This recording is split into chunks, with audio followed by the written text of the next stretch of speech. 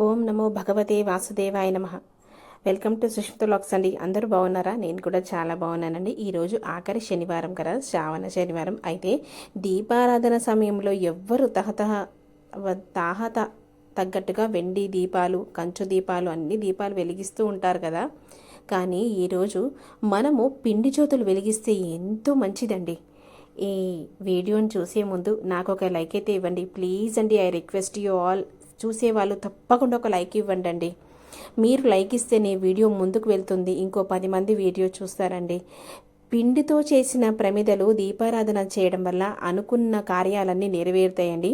అలాగే అష్టైశ్వర్యాలు కలుగుతాయి. శనివారం ఉదయం నిద్ర లేచి స్నానం ఆచరించి పూజ గదిని శుభ్రం చేసి మనం ఇష్ట దైవాన్ని శ్రీ వెంకటేశ్వర స్వామి ఫోటోను తీసుకోవాలి. అయితే వెంకటేశ్వర స్వామి ఎడమ వైపు లక్ష్మీదేవి అమ్మవారు ఉండాలి. ఆ ఫోటోలో సాక్షాత్తు శ్రీ వెంకటేశ్వర స్వామిగా భావించి పూజ చేయాలి. స్వామికి తులసి మాలలు కూడా వేయాలండి, చాలా మంచిది. ఇలా పూజ చేసుకుంటే మాత్రం బియ్యం పిండితో చేసిన ప్రమిదలతో పూజ చేయడం ద్వారా అనుకున్న కార్యాలు నెరవేరుతాయండి. అంతేకాకుండా మనకు ఉన్నంటి అప్పులు తీరిపోయి మానసిక ప్రశాంతి కలుగుతుంది. బియ్యం పిండితో చేసిన దీపం వల్ల స్వామివారి అనుగ్రహం మనకైతే కలిగి అష్టైశ్వర్యాలు కలుగుతాయండి. అయితే పూజ చేసుకుంటున్న సమయంలో శ్రీ వెంకటేశ్వర నామాలు కానీ, స్తోత్రాలు కానీ, లేదా ఓం నమో నారాయణ అనుకుంటూ మనం చదువుకోవాలండి.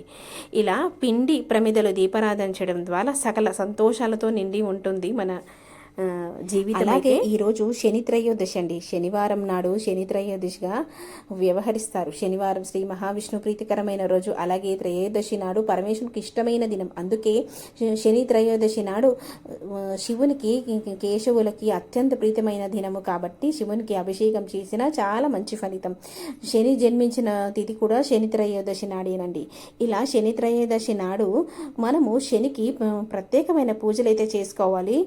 అలా పూజలు చేసుకుంటే ఏలినాటి శని, అష్టమ శని నుండి విముక్తి పొందుతారండి. శనివారం నాడు శ్రీ మహాలక్ష్మి కూడా పూజ చేసుకోవచ్చు. శనివారం నాడు త్రయోదశి రోజున సూర్యోదయానికి ముందే స్నానం చేసి నువ్వుల నూనెతో శనికి అభిషేకం చేయాలండి. కాకికి నైవేద్యం పెట్టాలంట. అలాగే నల్ల నువ్వులు కూడా దానం ఇచ్చి నల్ల వస్త్రం కూడా దానం ఇవ్వాలి. అలాగే మనం శనివారం రోజు స్వామి అయిన బంటుని హనుమంత్ దర్శనం చేసుకోవాలండి. చాలా మంచి ఫలితాలు అయితే లభిస్తాయి. ఇలా హనుమంత్ దర్శనం చేసుకుంటే కూడా అష్టైశ్వర్యాలు పొందవచ్చండి. శనితోని మనం విముక్తి పొందవచ్చు. ఇలా గుడికి వెళ్ళి మనము అనుకున్న కోరికలన్నీ నెరవేరాలంటే తప్పకుండా గుడికి వెళ్ళాలండి. ఇంట్లో కార్యం దీపారాధన పిండి జ్యోతులు అయితే వెలిగించుకోవాలి. గుడికి వెళ్ళి శని దేవుణ్ణి మనం ఇలా పూజించుకుంటే సకల కార్యాలన్నీ నెరవేరుతాయండి.